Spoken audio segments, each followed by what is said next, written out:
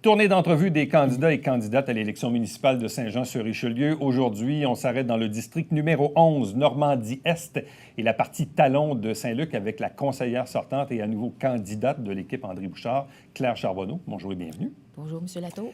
Donc, ce n'est pas votre première expérience électorale. Vous Non. avez quelques élections en arrière de la cravate, comme on dit. Bon, 2005-2009, c'était des défaites. Oui. Mais vous avez gagné 2013-2017, donc Oui. vous sollicitez à nouveau l'électorat.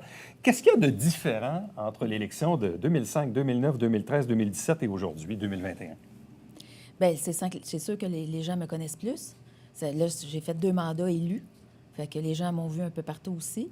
J'ai plus d'expérience aussi. Mais moi, c'est mon porte-à-porte de toute façon pour les campagnes électorales. Je les ai toujours fait, autant en 2005 qu'en 2009. Mais ce qui est différent, je n'étais pas toujours dans la même équipe non plus. Au début, j'ai commencé avec le Parti Action civique. J'ai été avec M. Lamoureux. J'ai été avec M. Fecteau. Là, je suis avec Mme Bouchard. Fait que je pense que, selon mes expériences, ça va bien avec... Et pourquoi avoir fait le choix d'être avec Mme Bouchard à cette élection-ci? Vous auriez pu être indépendante. Vous avez quand même 2 mandats d'expérience. Pourquoi avoir fait le choix de ne pas être indépendante, mais d'être avec André Bouchard? Bien, j'ai réfléchi. Puis Mme Bouchard aussi, au début, elle ne savait pas si elle devait m'approcher non plus. En fin de compte, quand elle m'a approchée, j'ai trouvé que Mme Bouchard, quand même, c'est une personne posée. Je pense que c'est une personne qui va être capable de faire ramener un bon climat à l'hôtel de ville. C'est quelqu'un qui va pouvoir travailler ensemble, peu importe les gens qui sont élus. Elle a quand même fait 17 ans comme présidente de la commission scolaire. Elle a travaillé avec des commissaires, elle a travaillé avec des employés, elle a travaillé avec des professeurs. Moi, je pense que c'est une bonne personne pour pouvoir travailler ensemble pour qu'on puisse faire quelque chose avec la ville de Saint-Jean. Bon, effectivement. Le climat a été, disons, assez difficile dans le dernier mandat. En même temps, vous-même, vous avez été mairesse par intérim le temps où le maire était suspendu, là, au début, là, au mois de mai. Vous avez été victime, disons, d'intimidation puis de harcèlement sur les médias sociaux. Vous l'avez dénoncé. Pour vous, ça a été un moment quand même assez difficile, ça. Ça n'a pas été long, mais ça a été assez intense le temps que ça a duré. Oui, puis c'était en début de pandémie en plus. Fait que c'était très difficile. Puis j'ai continué à en avoir encore de l'intimidation et du harcèlement sur les réseaux sociaux. Puis je peux même vous dire, pendant la campagne électorale, j'en subis aussi encore, là. J'en subis pour moi, ma famille, certains citoyens de mon district. Je trouve ça inacceptable. Je trouve ça vraiment déplorable qu'une équipe sent le besoin de faire de l'intimidation et du harcèlement envers les élus ou les citoyens. Je trouve ça inacceptable. Et quand vous dites du harcèlement, ça se traduit comment, là? Bien, je n'irai pas dans les détails, mais quand on fait des commentaires désobligeants où ils nous disent des choses qui ne sont pas vraies, des choses personnelles même aussi, là. Tu sais, je veux dire, c'est pas... Je ne veux pas aller dans les détails de toute façon. Mais pensez-vous en même temps que les gens sont perméables à ça ou... Souvent, c'est pas très, très payant d'aller dans cette direction-là non plus. Je sais que c'est pas payant, mais il y en a, c'est leur spécialité. Parce que je l'ai vécu l'année passée, là, puis ça avait comme ralenti à un certain moment donné. Mais là, avec la campagne électorale, on dirait qu'il y en a qui reprennent du poil de la bête, là, puis ils continuent à en faire encore. Mais qu'est-ce que vous faites, vous, avec ça? Je veux dire, comment vous passez au travers de ça? Comment vous Bien, rebondissez là-dessus? j'essaie de l'enlever de ma tête, là, mais c'est comme choquant aussi, là. Je trouve ça...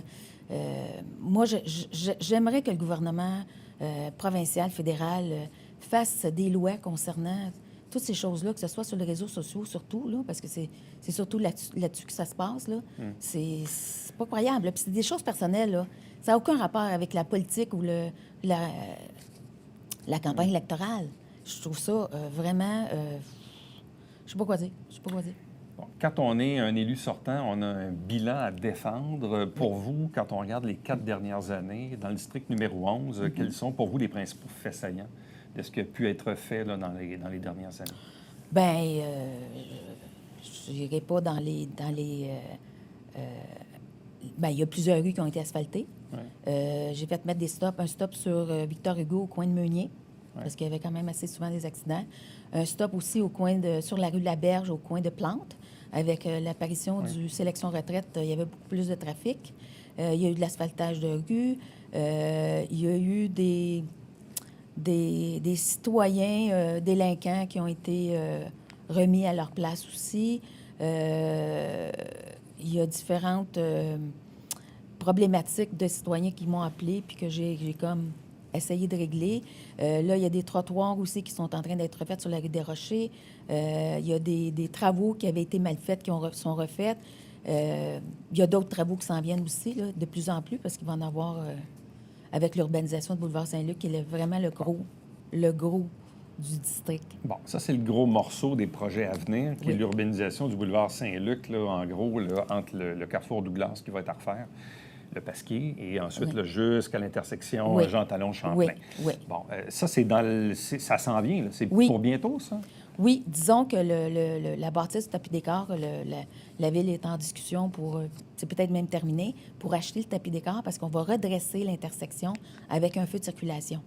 Fait que l'intersection Champlain, Jean Talon et Boulevard Saint-Luc, ça va être un feu de circulation et ça va être redressé.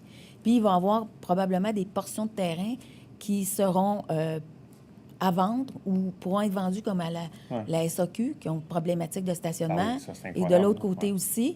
Et l'intersection Rita aussi, qui est quand même assez dangereuse, là, ça va rétablir cette intersection-là. Et aussi, un autre problème que nous avons, c'est au coin de Normandie et Boulevard Saint-Luc, vous avez la piste cyclable dans le terre-plein sur Normandie, puis quand vous arrivez de l'autre côté, est à gauche sur Jean Talon. Pas Jean Talon, excusez, Saint-Gérard. Fait que là, à partir de Shannon, on va tout redresser pour mettre la piste cyclable du même côté, tout à gauche. Parce que les gens, il faut qu'ils traversent une partie du boulevard Saint-Luc, puis après ça, ils retraversent de l'autre côté pour s'en aller sur la piste cyclable. Bon, si on descend un peu plus au sud, il y a l'hôpital. Oui. Il y a eu des travaux d'agrandissement. Là, il y a d'autres travaux, mais du côté Pierre-Quinze, cette fois-ci, certains se disent, mais les autos, ils vont stationner où, là? Il va y avoir un enjeu de stationnement tantôt, quasiment comme celui du cégep. Comment vous voyez ça? Bien, j'en ai déjà commencé à en parler à la direction générale parce que j'ai eu des appels. Avec cet agrandissement-là, on perd 51 places de stationnement. 51? Oui, 51, parce que c'était quand même les places de les médecins qui ont mis en avant. Fait que là, on perd. Puis, fait que les gens qui étaient en attente d'avoir une place de stationnement, les employés, oubliez ça, là, avec ça, ça va prendre... Donc, ils vont stationner dans les rues? Oui, ils sont stationnés dans les rues. Est-ce que les citoyens s'en plaignent? Il y a certains citoyens qui se plaignent, c'est certain. C'est sûr qu'on a fait de l'amélioration en mettant des restrictions de 4 heures autour du parc d'Avignon, sur la rue Macmillan. Ça aide pour quand les gens malades vont à l'hôpital aussi. Il y en a qui sont là 2-3 fois par semaine. Ils ne sont pas obligés d'aller stationner au bout, là. Mais c'est sûr que c'est pour les employés qui se stationnent dans la rue, en grosse majorité, parce qu'il n'y a pas de place pour stationner. Est-ce que les gens seraient prêts à faire un stationnement à étage? Ça, je ne sais pas. Est-ce qu'ils pourraient agrandir un petit peu par en avant, puis là, on couperait un peu de gazon? Parce que je sais que la Ville avait refusé à un certain moment donné. Est-ce qu'on peut retourner là-dedans?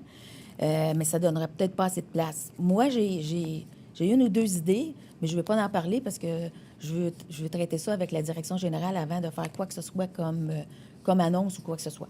OK.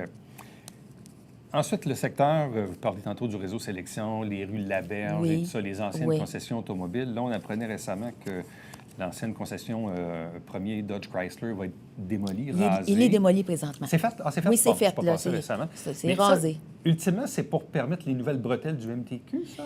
Oui, c'est le MTQ, avec la volonté du MTQ, si jamais un jour, ils sont en discussion, ça s'est déjà fait. Les bretelles d'entrée et de sortie de la 35. L'entrée, c'est que la première entrée pour Séminaire Nord serait enlevée. Donc, la bretelle... pour Séminaire Nord, il deviendrait du Séminaire Nord, Séminaire Sud. Une continue, une tourne à droite. Puis, à ce moment-là, la rue Laberge pourrait être ouverte sur la rue Le Sieur parce que la Ville a acquis le terrain où il y avait un gros bloc appartement qui a passé au feu il y a 2-3 ans. Donc, la Ville, avant de dire, bon, on va l'exproprier ou quoi que ce soit, on l'a acheté. Puis si jamais ça n'arrive pas, cette chose-là, bien, on a toujours possibilité de le vendre. C'est un très beau terrain. OK. Fait que pour vous, dans le fond, c'est quoi les principaux engagements ou les principaux enjeux du prochain mandat dans le district numéro 1? Bien, le boulevard Saint-Luc, l'étude de circulation aussi, regarder qu'est-ce qui va être fait dans le coin de la Berge-Berthier, parce que l'intersection au coin de Berthier et Séminaire est problématique avec la 3e phase de la rue de la Berge. faut regarder tout ça. On est en train d'avoir une étude de circulation. Fait qu'au prochain mandat, en espérant que je suis là, je vais continuer à travailler là-dessus. Et aussi, j'essaie de travailler pour avoir un arrêt d'autobus au coin de la Berge des Plantes pour le réseau Sélection, qui a quand même 239 appartements là-dedans, là. Tu sais, à une personne et quart par appartement, ça fait beaucoup de monde. Il y en a qui ont des autos, mais il y en a qui n'ont pas d'auto aussi.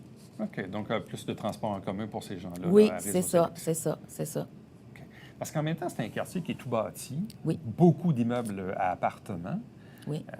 C'est un peu particulier. Est-ce que les gens ont de l'intérêt pour la chose municipale? Souvent, on pense à tort ou à raison que le monde qui sont à loyer ne s'intéresse pas beaucoup à... Bien, il y a deux catégories dans les appartements. Vous avez les gens un peu plus jeunes qui sont peut-être un peu moins intéressés, sauf que cette année, j'ai rencontré des jeunes qui sont plus intéressés par la politique municipale qu'avant. OK. Il y a quand même beaucoup de personnes âgées dans ce secteur-là qui sont en appartement, qui se sont rapprochés de l'hôpital parce qu'ils ont des traitements, et ils sont malades, puis se sentent plus en sécurité d'être proches de l'hôpital. Puis ces personnes-là, ils vont voter. OK. Tu sais. Mais j'ai été surprise cette année. J'ai des jeunes qui m'ont posé des questions, puis qu'on a jasé. Puis franchement, là, on dirait qu'ils s'intéressent un peu plus. OK. Qu'est-ce que vous souhaitez pour le prochain mandat? Je souhaite l'harmonie. Je souhaite qu'on arrête d'être harcelé, d'être intimidé. Je veux qu'on puisse travailler ensemble, peu importe les gens qui sont élus. Je pense que c'est ça, une ville. C'est à la... faut servir les citoyens, la population. Puis je veux juste vous dire une chose, c'est quand je vois les petites pancartes bleues avec une piscine, un aréna, acheter les boisés, un mur de son de l'autoroute 35, j'ai pas tout fait la ville, là, mais je peux juste vous dire que si on réalise tout ça dans un mandat, est-ce que la ville va aller en faillite ou est-ce que la ville va être obligée d'augmenter les taxes de 20-25 Ça, je me pose la question parce que j'en vois tellement de ces petites pancartes-là. Puis je peux juste vous en nommer une que je trouve un peu spéciale, là. L'ajout d'arbres et de bordures autour des terre-pleins. Est-ce qu'on met des arbres dans la rue, autour d'un terre-plein, ou on les met dans le terre-plein? Question que je me pose quand je vois. Puis je passe souvent de ce petit commentaire-là. Fait que j'espère que si M. Laplante est élu en majorité, qu'il n'essaiera pas de réaliser ça tout le plus possible, parce que les sous aussi, ça prend des sous pour réaliser tous les projets. Claire Charbonneau, merci beaucoup. Merci beaucoup, M. Latour. Reste avec nous, on vous revient après ceci.